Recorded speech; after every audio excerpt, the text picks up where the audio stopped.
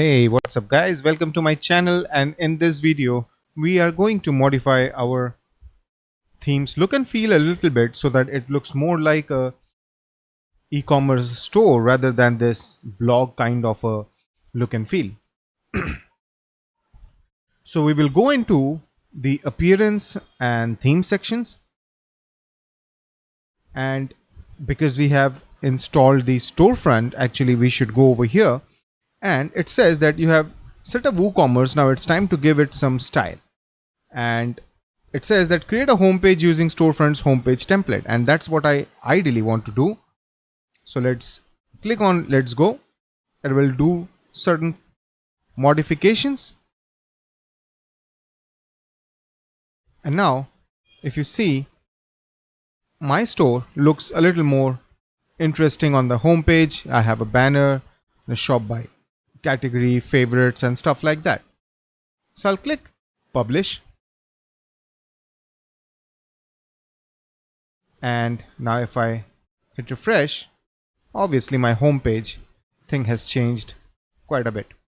I have the categories over here, I have my products, the fan favorite, on sale, bestsellers, and obviously this is something which we can completely control.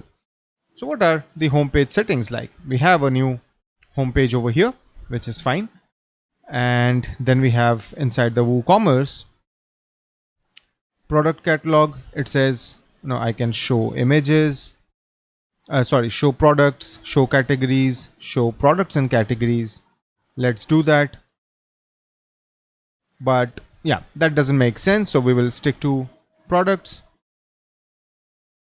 Okay, and inside the category display, it says show subcategories and products. I will select the showing the subcategories, because what it will do is, let's go to the one and only product that we have. Now if I click on electronics, it shows headphones only. Whereas if I would have done subcategories and products, and if I publish, can you see it also shows the product along with the category, which doesn't make sense actually. And hence I'll stick to this. Actually, we can play around over here and see, right? So we are right now only showing the subcategories. I can show all the products from that, but let's just say, we want to create an experience where we are showing this. You have the ability to select how many products per row, how many rows per page, and even stuff like the default sorting, where I would rather have the popularity of sales take the precedence. Now, one more important thing which I would like to show you is, right now if you see, the electronics shows this blank image, whereas if I go to my products category, I have the ability to put some images to the categories as well. For example, I can upload, or rather select from this. So what does that mean? It means now I'll update, go to my cognitive view, and if I refresh, now my headphones category has this image. So that category image is important, otherwise it just feels so dull. And even here, if you see, I can see that image, right? So quite a few configurations are available to us. Let's go over here, all pages. You can see over here we have the home page. Let's edit it and understand what is happening. So we have our block editor.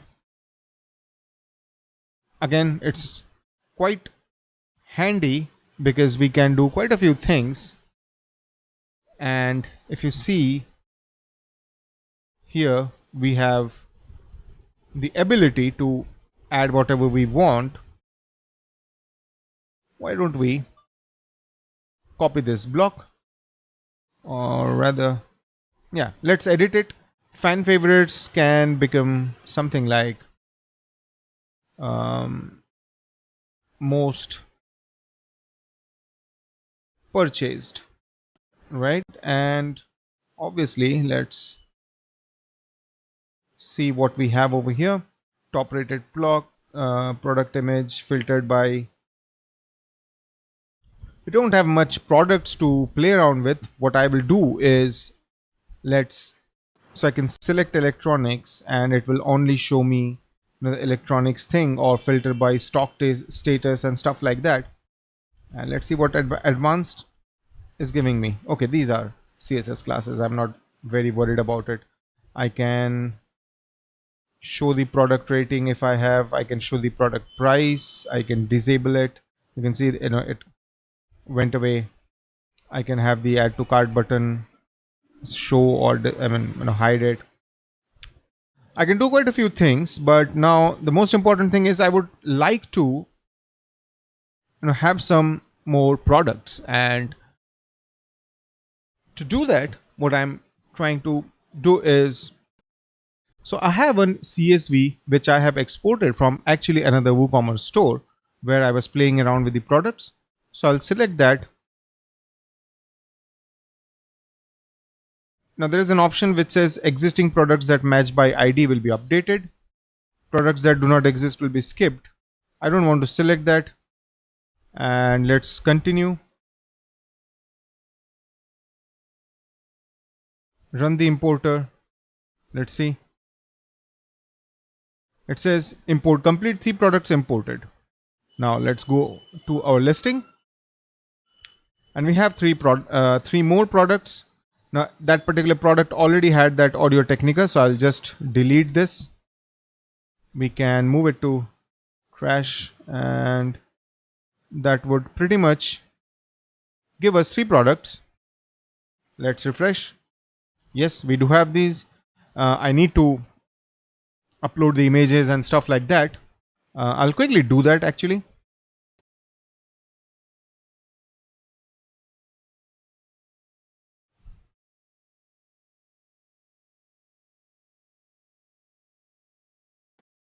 This product image upload is done.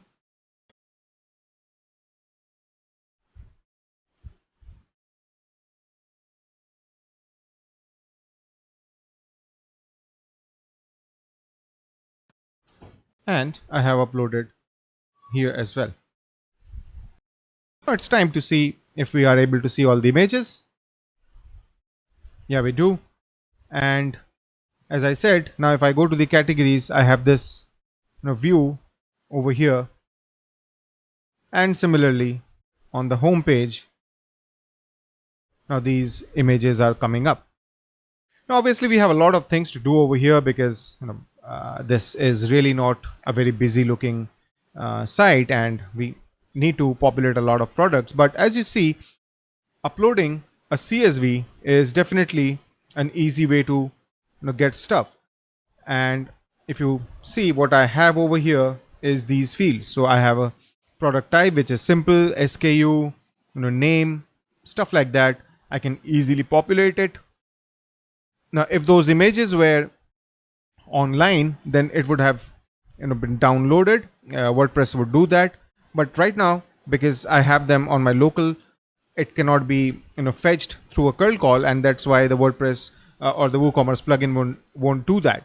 Hence, what I would suggest you do is basically put this basic info, and then all the custom attributes and stuff you can work on in the product detail itself. But yeah, that's how you can configure things, and a lot of products can be imported. And that's what I wanted to show you in this video.